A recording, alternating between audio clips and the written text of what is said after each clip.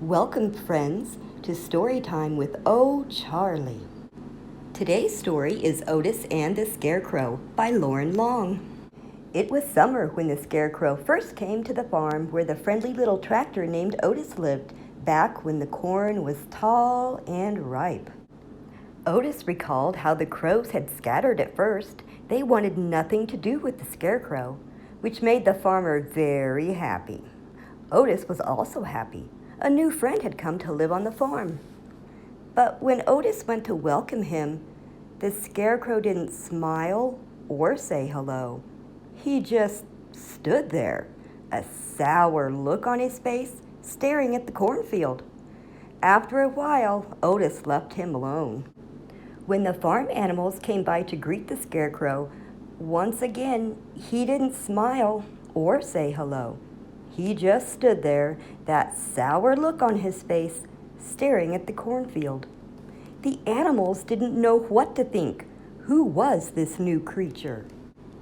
The horse curled his lip at the Scarecrow's musty smell. The ducks pointed at his tattered clothes. The little calf and the puppy were frightened by him. Finally, the bull snarled, huffed, and turned away, and the Scarecrow stood there, alone. Summer passed, and by the crows came back around. They perched, picked, and pecked at the Scarecrow. Otis noticed that the Scarecrow didn't shoo them away. He just stood there, with that sour look on his face, staring off at the cornfield.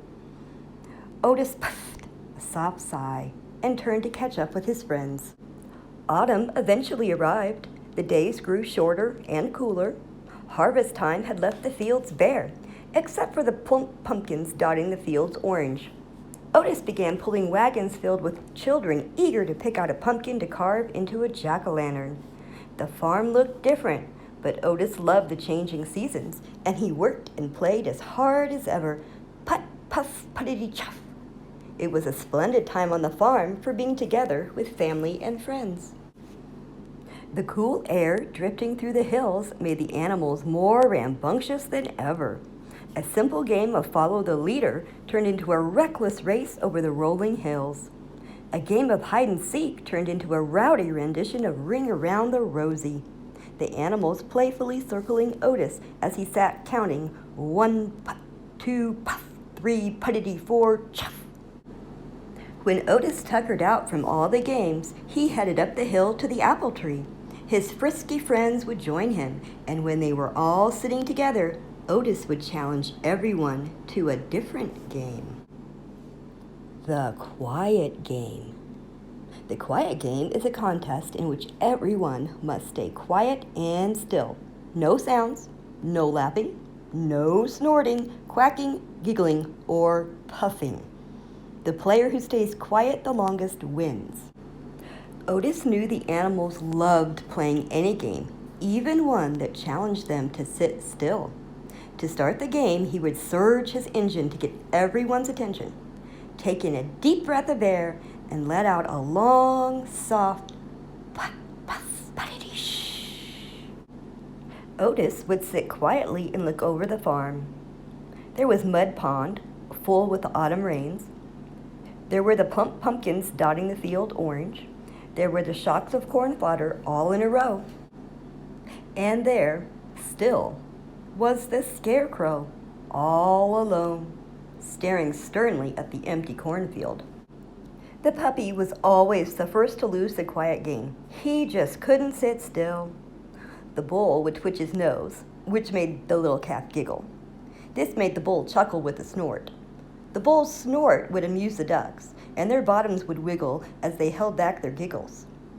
The sight of the ducks' wiggling bottoms would amuse the horse, so much that he would roll on the ground, neighing with laughter. At this, the ducks would quack out loud, and soon everyone would be laughing, snorting, quacking, and giggling. This always left Otis the winner, a big grin on his face as he sat under the apple tree with his friends. One day, a cold rain set in. Otis and the animals ran for cover under the apple tree. They huddled together for warmth as Otis looked over the farm. There was the overflowing mud pond, There were the shiny wet pumpkins and the soaked corn shocks all in a row. And there, swaying back and forth in the cold wind and rain, was the Scarecrow. Otis couldn't take his eyes off of him. He thought about how the Scarecrow must feel. Otis stood up. He marched down the hill, put, puff, puttity chuff, and crossed into the empty cornfield. Without hesitation, Otis chuffed and puffed right up to the Scarecrow. Back under the apple tree, the animals watched intently. Otis looked up into the painted eyes of the Scarecrow and smiled. The Scarecrow didn't smile back. He just stared off at the empty cornfield as always. The two of them stood quietly in that great big field as the wind and rain battered them. Then Otis turned his body around and backed right up alongside the Scarecrow, and with a chuff, he sat down next to him. Suddenly, the little calf and the puppy scampered down the hillside, crossed into the cornfield, and curled up right next to Otis.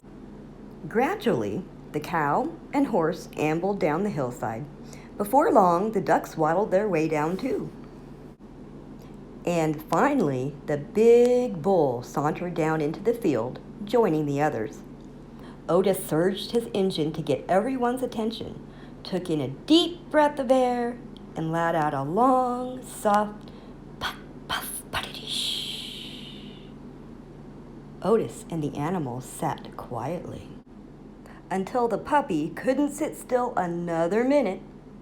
The bull snorted on the calf's ears.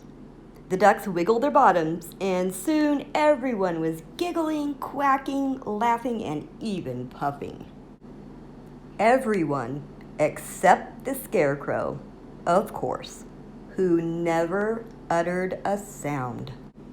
Yet, as Otis watched, he couldn't be sure, but he thought he might have seen the Scarecrow's smile. Either way, Otis thought the Scarecrow didn't look so lonely anymore, surrounded by friends.